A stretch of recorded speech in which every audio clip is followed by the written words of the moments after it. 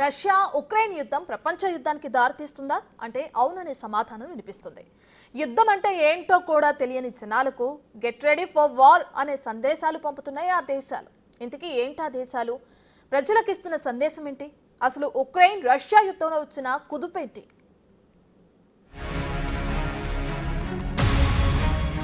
ప్రశాంత దేశాల్లో యుద్ధ అలజడి. అమెరికా నిర్ణయంతో వణుకుతున్న స్కాండినేవియన్ దేశాలు. యుద్ధానికి మానసికంగా సిద్ధం కావాలని పిలుపు. మిమ్మల్ని మీరు కాపాడుకోండి అంటూ బుక్లెట్లు. మూడో ప్రపంచ యుద్ధం రానుందా?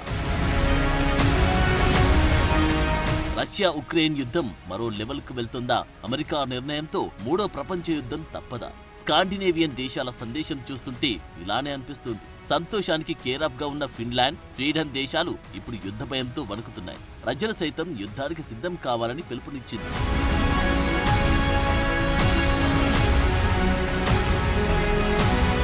యుద్ధం అంటే ఏమిటో తెలియని స్కాండినేవియన్ దేశాలివి.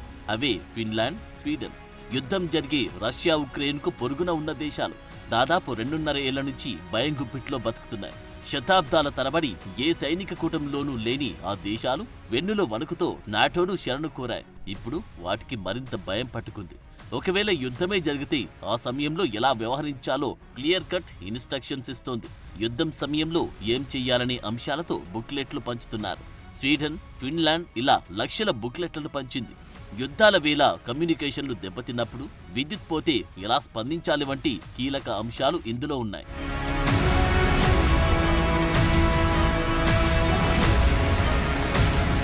యుద్ధం జరిగితే మొదటిగా ఎదుర్కొనే సమస్య ఆహారం, నీరు, ఇతర పదార్థాలు.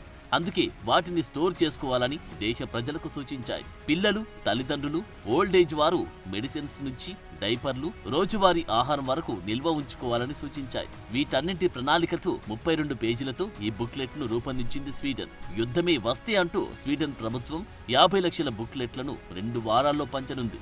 రెండో ప్రపంచ యుద్ధం నుంచి ఇలా పంచడం ఇది 5వ సారి. సోమవారం 55,000 మంది వీటిని డౌన్లోడ్ చేసుకున్నారు. ప్రపంచంలో పరిస్థితి కొన్నాళ్లుగా మారుతుందని, మన సమీపంలోనే యుద్ధం జరుగుతుందని హెచ్చరించింది. ఫిన్లాండ్ సైతం ఇలాంటి కరపత్రాలనే ప్రింట్ చేసి ప్రజలకిచ్చింది. 58% ప్రజలు యుద్ధం వస్తే తట్టుకునేందుకు అత్యవసర సామగ్రిని నిల్వ చేసుకున్నారట. మరో స్కాండినేవియన్ దేశం నార్వే సైతం 22 లక్షల బుక్లెట్లను ఇంటింటికి పంచింది.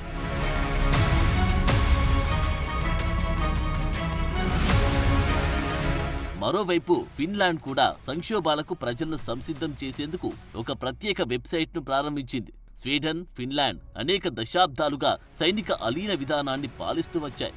ఉక్రెయిన్పై రష్యా యుద్ధం నేపథ్యంలో నాటో కూటమిలో చేరేందుకు ఇటీవలే ఈ విధానాన్ని మార్చుకున్నాయి. మరి పొరుగు దేశాలు ఇంతలా భయభ్రాంతులకు గురి కావడానికి కారణం అమెరికా అధ్యక్షుడి బైడెన్ నిర్ణయమే. యుక్రెయిన్కు తాము అందిస్తున్న దీర్ఘశ్రేణి క్షిపణులను రష్యా భూభాగంపై దాడికి వినియోగించేందుకు అనుమతించారు. బైడెన్ నిర్ణయంతో ఉక్రెయిన్కు మంచి ఛాన్స్ దొరికినట్లయింది. దీంతో యుద్ధ రూపురేఖలే మారబోతున్నాయి.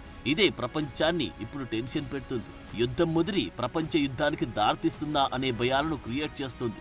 యుద్ధాన్ని ఆపుతానన్న ట్రంప్ ఆలోచనకు విరుద్ధంగా బైడెన్ నిర్ణయం తీసుకోవడం ఇప్పుడు ప్రపంచ దేశాలను భయపెడుతోంది.